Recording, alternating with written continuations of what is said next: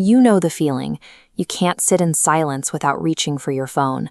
Your jaw stays tight even when you're supposed to be resting. You overfunction at work, or you find your heart racing simply because a coworker's tone shifted during a meeting. We usually brush these things off. We call them personality quirks. We tell ourselves we're just getting older, or we label ourselves as naturally impatient or ambitious because we can't stop moving. These patterns are the physical markers of an internal stress response that was triggered in the past, but was never allowed to reach its natural conclusion. This explains why you can't simply use willpower to relax. You are trying to use a mental thought to solve a physical state that is currently trapped in the muscles and tissue of your body.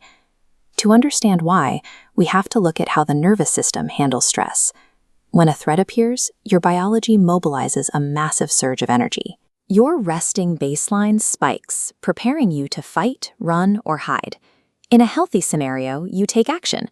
You fight, you escape, or you cry and another person holds you.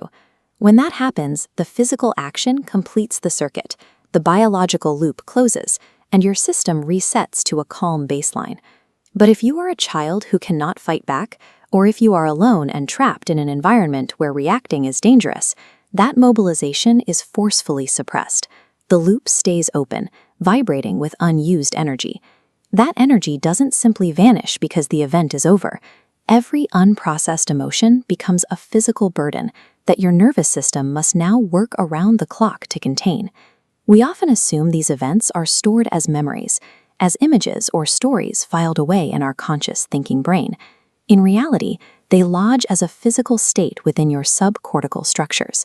This includes the brainstem, the amygdala, and the literal anatomy of the body itself. This is why a minor criticism at age 45 can make your hand shake like you're 7 years old again.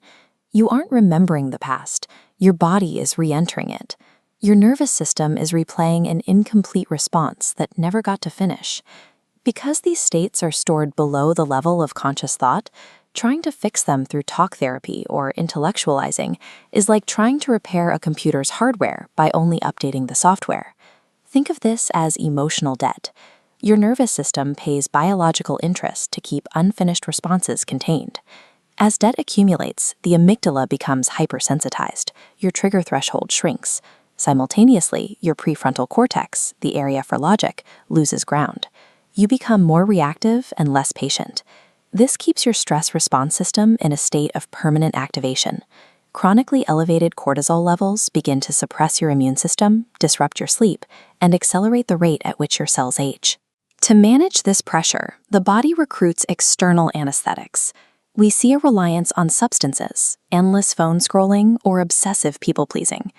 Viewing these habits as a lack of discipline misses the biological reality. These are effective, short-term ways to manage a system that feels like it's drowning. Paying off this debt requires a mechanical shift in your vantage point. You have to move from being inside the feeling to observing it from a distance. Step 1 is to see the pattern and name it.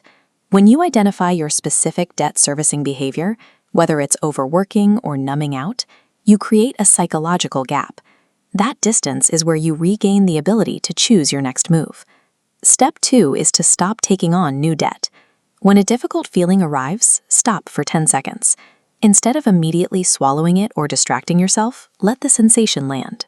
By simply sitting with the sensation for those 10 seconds, you prove to your nervous system that the feeling is not an emergency. When the body learns that feelings are allowed to arrive, it stops hoarding them as debt. Because this debt is stored as a motor response, the resolution must be physical.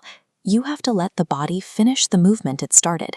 This often looks like shaking, tremoring, or crying without a specific story attached to it, allowing the energy to finally leave the tissue.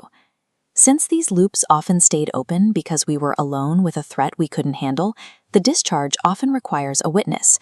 This observer doesn't need to offer advice or fix you.